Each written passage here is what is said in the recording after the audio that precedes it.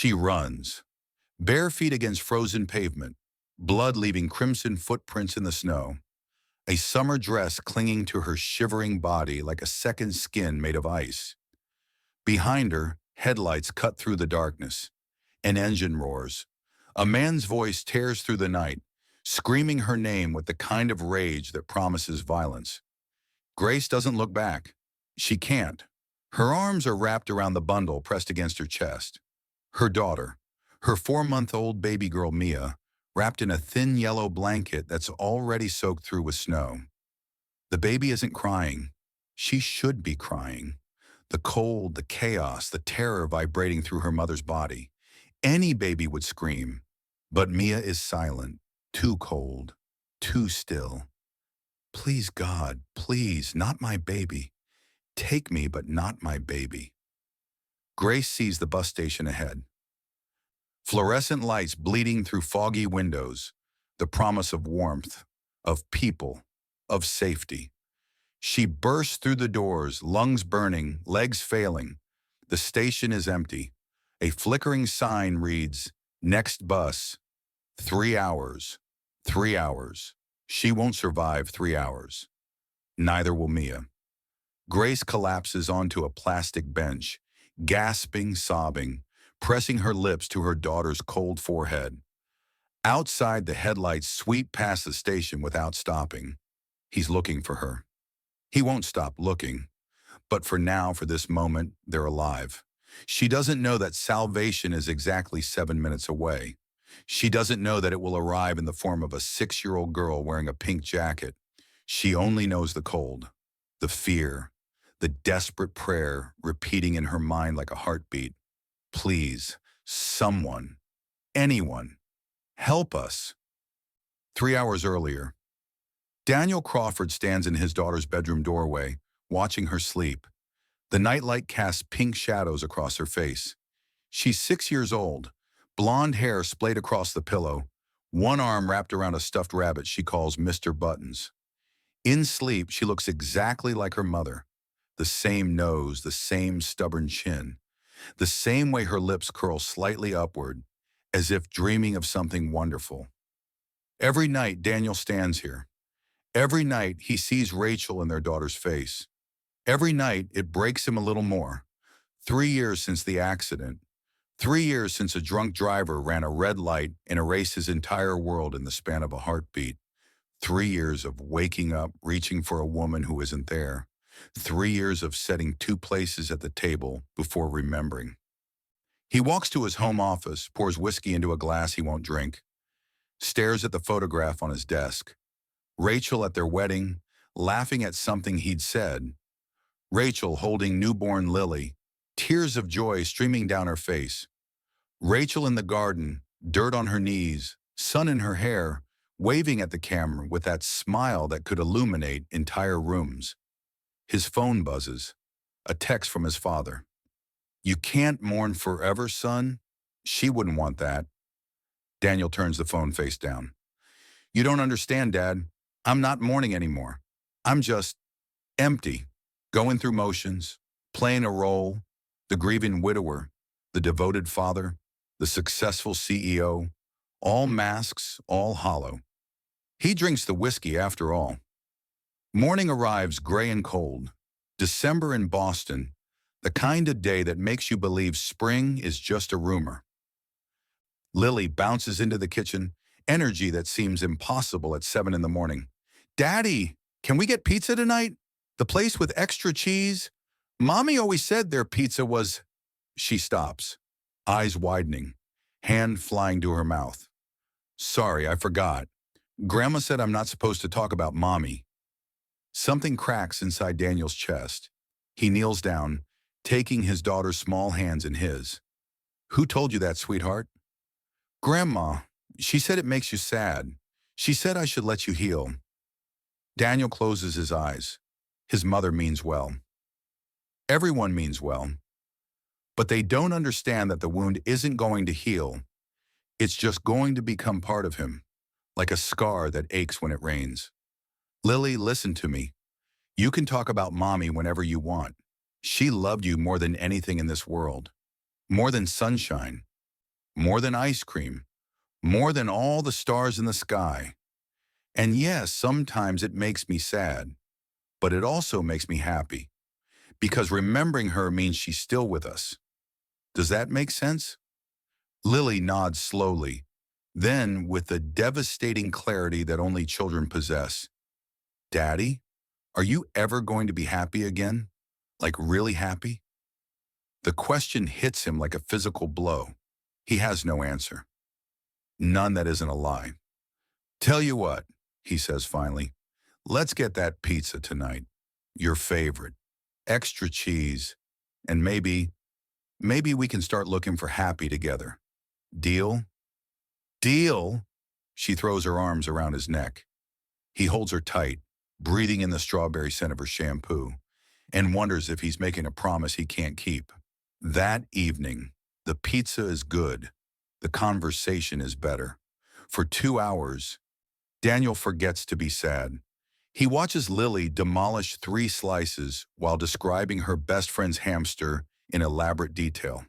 He laughs at her jokes, even the ones that don't make sense. He feels for just a moment like maybe his father is right. Maybe he can't mourn forever. They leave the restaurant as the snow begins to fall. Fat, wet flakes that cling to everything they touch. Lily catches them on her tongue, spinning in circles, her pink jacket a bright spot of color against the white world. Come on, silly girl, Daniel says, taking her hand. Let's cut through the bus station. It's faster. It's a decision that will define the rest of their lives. The bus station smells like diesel fuel and broken dreams. Daniel has always avoided this place. Something about it feels heavy, full of people going somewhere else. Never quite home. Lily skips ahead, still chattering about hamsters and snowflakes and whether reindeer can actually fly. Then she stops, completely still, completely silent. Daniel follows her gaze to a bench near the schedule board. His heart constricts. A young woman sits hunched on the plastic seat. She's maybe 25, though exhaustion makes her look older. She wears a summer dress, thin cotton printed with flowers that seem obscene against the bitter cold. Her dark hair hangs wet and tangled around her face. Her feet are wrapped in shredded socks, no shoes, bloody and raw. But what makes Daniel's breath catch isn't the poverty, isn't the cold, isn't even the baby she holds against her chest, a tiny infant wrapped in a soaked yellow blanket. It's the bruises, dark purple marks circling her throat, the unmistakable shape of fingers. Someone had their hands around this woman's neck. Recently, maybe tonight.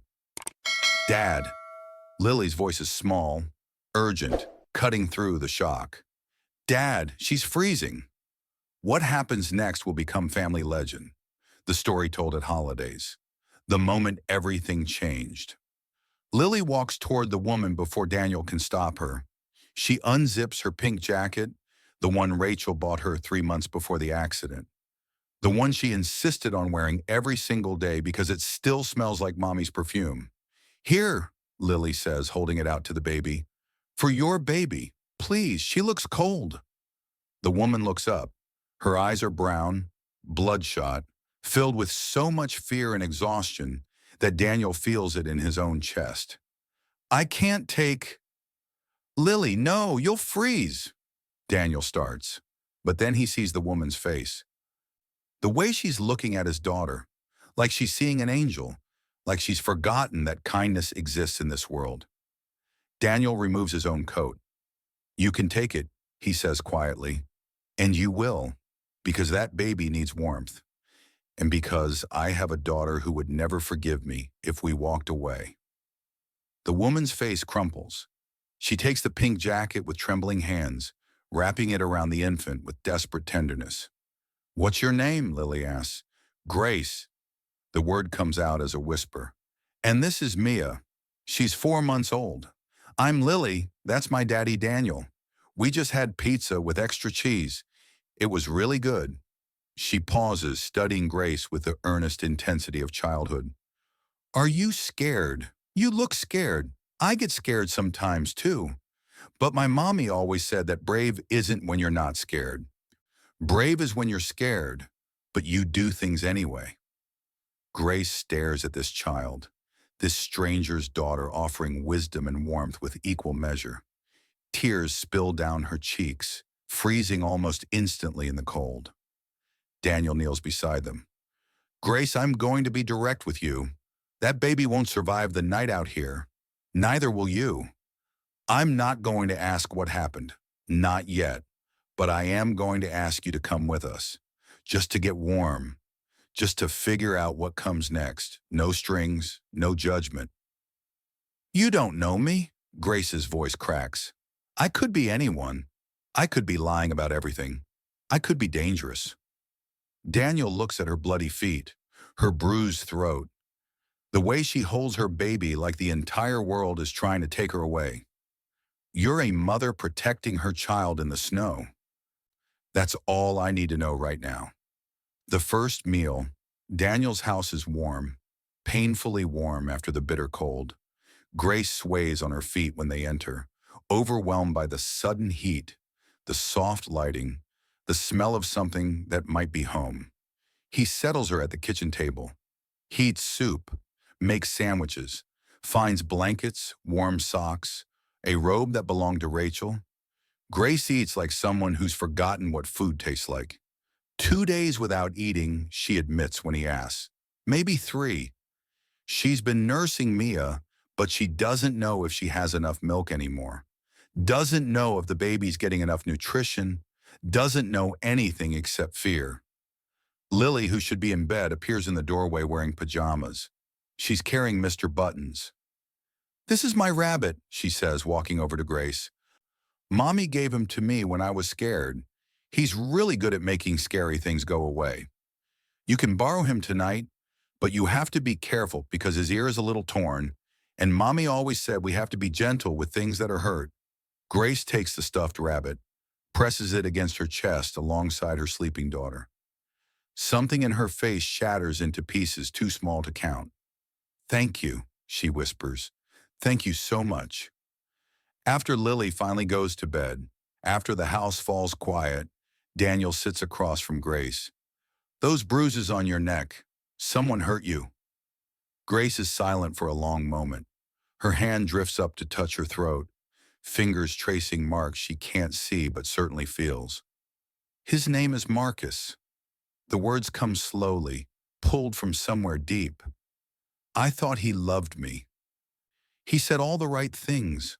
Charming, successful, everything I thought I wanted. She stares at the table. When I got pregnant, everything changed. He wanted me to end it. I couldn't. I wouldn't. That's when the hitting started, then the choking, then the threats. She pulls down the collar of Rachel's robe, revealing more bruises, some yellow with age, some purple and fresh. Tonight he found out I'd been saving money, planning to leave. He went crazy, had his hands around my throat, and all I could think was Mia. I have to get to Mia. How did you escape? Grace looks up. Something fierce burns in her exhausted eyes. I fought back. For the first time in 2 years, I fought back, grabbed a lamp and hit him. And then I ran.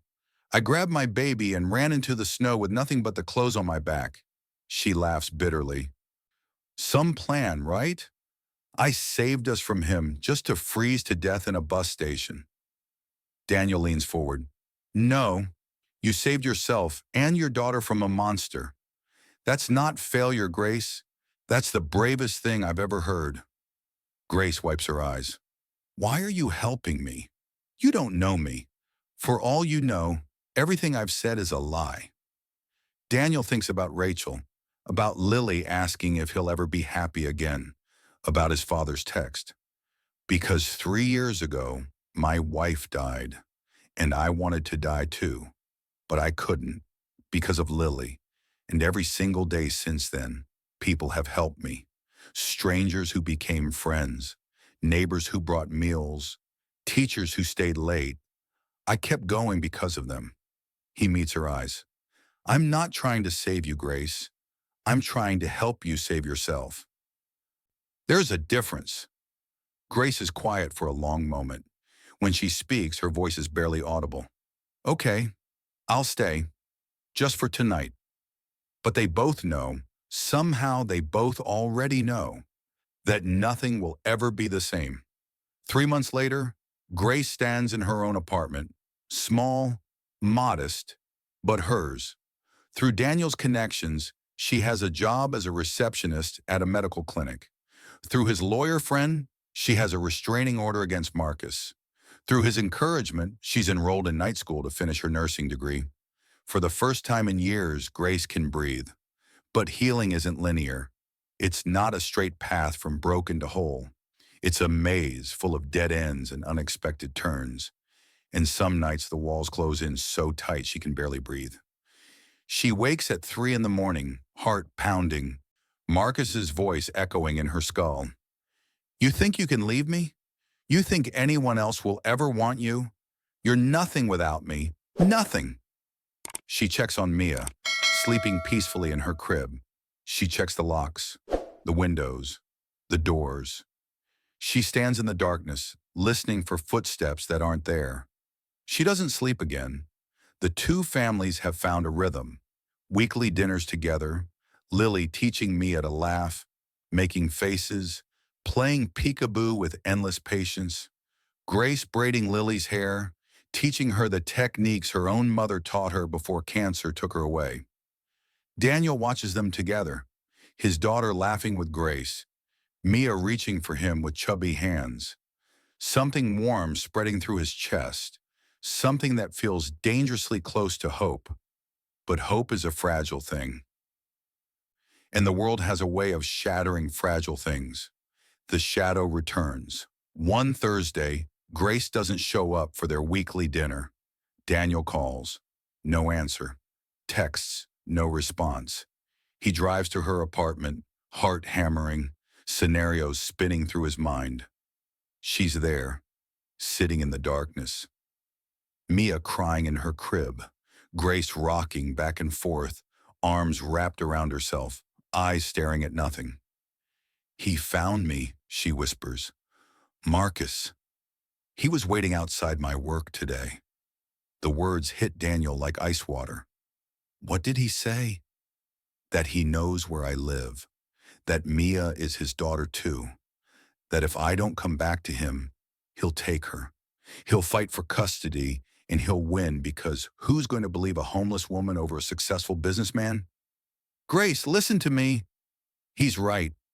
Her voice is hollow, defeated. Who am I? Nobody, nothing.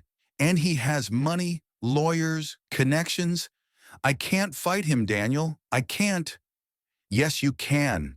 Daniel grips her shoulders, forcing her to look at him. You are not nobody. You are a mother who ran barefoot through the snow to save her daughter. You are a woman rebuilding her entire life from nothing. You are stronger than you know. I don't feel strong. I feel terrified. Courage isn't the absence of fear, Grace. It's moving forward despite the fear. And you don't have to do it alone anymore. I'm here. Lily's here.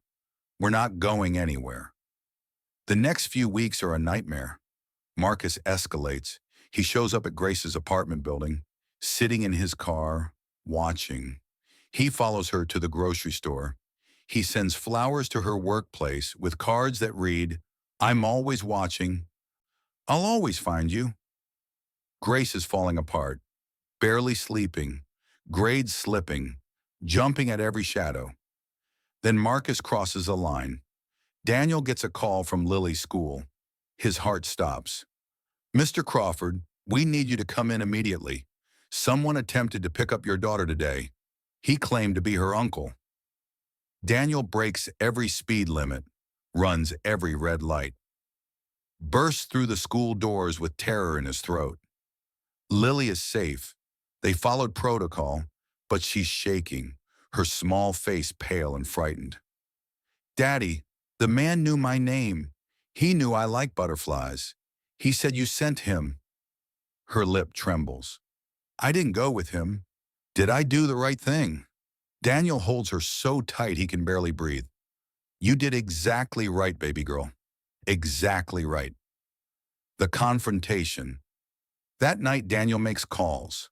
Private investigator, lawyer, police. He gathers evidence, builds a case, prepares for war. Then he goes hunting. He finds Marcus at an upscale bar downtown. Expensive suit, expensive watch, expensive smile that doesn't reach his eyes. The white knight, Marcus says, raising his glass. Let me guess, you're sleeping with her. I'm going to say this once. Daniel's voice is calm, controlled, deadly. Stay away from Grace. Stay away from Mia. And if you ever go near my daughter again, I will destroy everything you have. Is that a threat? It's a promise. I have security footage of you stalking Grace for weeks. I have witnesses from Lily's school, phone records, text messages, a private investigator building a case that will put you in prison for years. You can't prove. I don't need to prove anything in criminal court. I just need to make your life very expensive. Lawyers cost money, Marcus. Reputation damage costs money. And I have more money than you can imagine. Daniel leans close. I'm not a violent man, but I am a father. And there is nothing I won't do to protect my family. Grace and Mia are my family now. Do you understand? Marcus's smile fades. Fear flickers in his eyes. This isn't over, he says. Yes, Daniel replies. It is. Marcus leaves town that night, the almost goodbye. But the damage is done. Grace arrives at Daniel's house with a suitcase. Her eyes are red, her jaws set. I'm leaving, taking Mia to Seattle. My cousin offered us a room. Daniel feels like he's been kicked in the chest. Grace, no. Marcus is gone. The restraining order. It's not just Marcus. Grace's voice breaks. It's you. It's Lily. Everyone who gets close to me gets hurt. Your daughter almost got kidnapped because of me, because some monster from my past decided to use her to get to me. That wasn't your fault. It doesn't matter whose fault it was. Lily is 6 years old. She's already lost her mother. I won't let her lose anything else because of me. Grace, please, don't run. Not again. I'm not running. I'm protecting the people I love. The words hang in the air. The people I love. Grace realizes what she said. Daniel realizes what she said. Before either can speak, a small voice comes from the stairs. Grace, are you going away? Lily stands there in her pajamas, Mr. Buttons clutched to her chest. Grace kneels down. Sweetie, please don't go. Lily's voice cracks. Please, you're my best friend, and Mia is like my sister. And Daddy smiles when you're here. He didn't smile for a long time after Mommy died, but now he does, because of you. She holds out Mr. Buttons. You can borrow him again, if you're scared. He's really good at making scary things go away. Grace takes the rabbit, looks at Daniel. Something passes between them, unspoken but understood. I don't know how to do this, she whispers. I don't know how to let people in. Neither do I, Daniel says, but maybe we can figure it out together. Grace stays. 5 years later, time has transformed them all. Lily is 11 now, smart, kind, writing stories about families who choose each other. She still has Mr. Buttons, though he lives on a shelf now, watching over her room like a guardian from another time. Mia is 5. She calls Daniel Uncle Daniel and follows Lily everywhere like a devoted shadow. She's learning to read, loves butterflies, and has her mother's fierce spirit. Grace is in her final year of nursing school, graduating summa cum laude. She volunteers at a women's shelter on weekends, helping others escape the darkness she once knew. And Daniel has learned to smile again. Really smile. Not the mask he wore for 3 years after Rachel's death, but genuine joy. He still misses Rachel. Always will. But he's discovered that the heart has infinite capacity for love. He's also discovered something else, something he hasn't yet found the courage to say. A father's wisdom. Daniel visits his father, Richard Crawford, now 75 and slowing down. They sit on Richard's porch watching autumn leaves fall. "You love her," Richard says bluntly. "Grace." "Dad, don't dad me. I've known you for 42 years. I know that look." Daniel stares at his coffee. "It's complicated. She was homeless when I met her. People would say, People would say you found someone who makes you happy, that Lily has a woman in her life who loves her, that Rachel would want this for you. What if I mess it up? What if I lose her too?" Richard is quiet for a moment. Then he reaches across and takes his son's hand. "Everything you love, you will eventually lose. That's the price of having a heart. But the alternative, never loving at all, that's not living, son. That's just waiting to die." The conversation.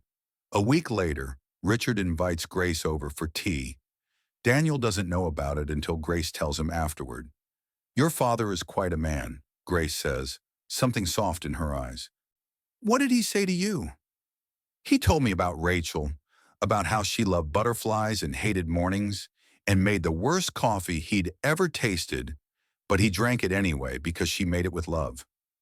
Grace smiles. "He told me she would have liked me." Daniel's throat tightens. "She would have." "He also said something else." Grace looks at him. "He said that the greatest gift one person can give another isn't rescue.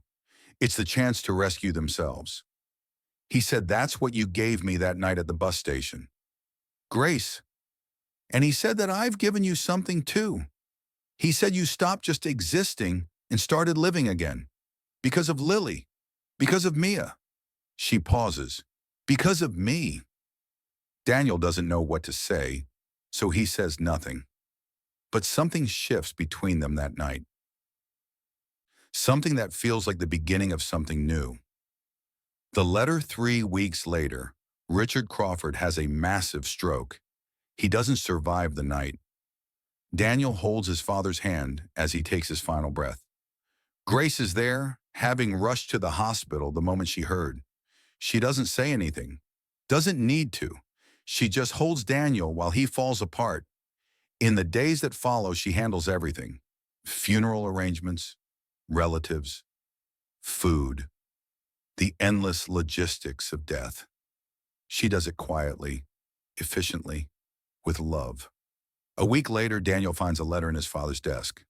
"Son, if you're reading this, I'm gone. And knowing you, you're probably sitting alone somewhere, wondering what to do next. I want you to know something. I'm proud of you, not because of the company or the money or the things people measure success by. I'm proud of you because of what you did that night at the bus station.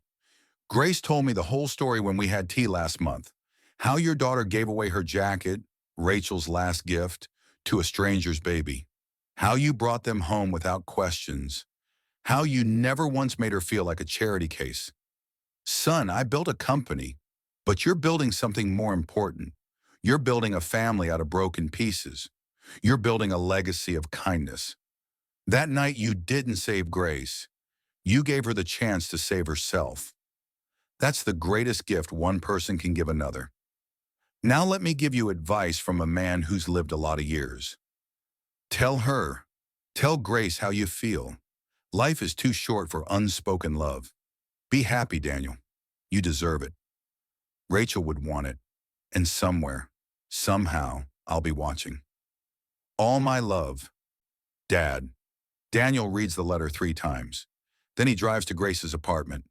She opens the door and scrubs, tired from a clinical shift. "Daniel, what's wrong? Is it Lily?" "I love you." The words come out before he can stop them, before he can second guess, before fear can win. "I love you, Grace. I've loved you for years. I've been too scared to say it because I didn't want to ruin what we have. But my father just died, and his last words were to stop wasting time on fear." Grace stares at him. "I know you might not feel the same way. I know our situation is complicated. I know—" "Daniel." He stops. Grace reaches up, cups his face in her hands. Her eyes are filling with tears. Why do you think I stayed? Why do you think I turned down that job in Seattle? Why do you think I'm still here 5 years later when I could have started over somewhere else? Grace, I love you too, you idiot. I've loved you since the night you gave me your coat and didn't ask for anything in return.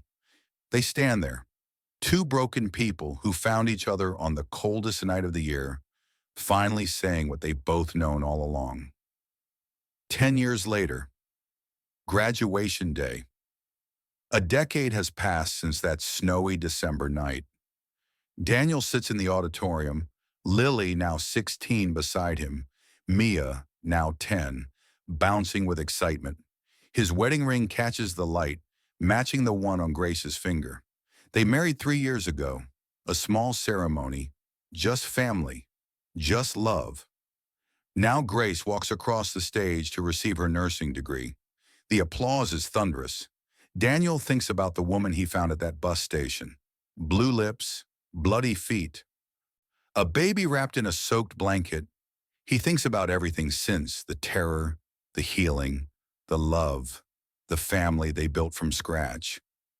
Grace finds them after the ceremony, laughing, crying, pulling them all into a hug. We did it, she says. You did it, Daniel corrects. This is all you. No, Grace shakes her head. This is us, all of us, together. Lily speaks up. I'm writing my college essay about that night, about how a pink jacket can change the world. Mia tugs Daniel's sleeve. Daddy Daniel? I decided I'm going to be a nurse like Mommy and help people who are freezing. Daniel blinks. Daddy Daniel. It's the first time she's called him that. He looks at Grace, who's smiling through tears. When did that happen? He whispers. She's been practicing for weeks, Grace whispers back. She wanted to surprise you. Daniel looks at the three women in his life, his daughter, his wife, his stepdaughter, who just called him Daddy. He feels his father's presence, warm and steady, like a hand on his shoulder. The toast. That night at the celebration dinner, Daniel raises his glass.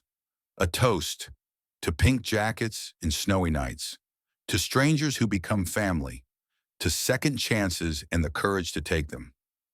He looks at Grace. To my father, who taught me that the only legacy that matters is love, and to my wife, who taught me that it's never too late to start over. Grace raises her glass. To the 6-year-old girl who saw someone freezing and didn't look away, who gave away her most precious possession to save a stranger, who reminded us all that kindness doesn't cost anything but changes everything. Lily grins.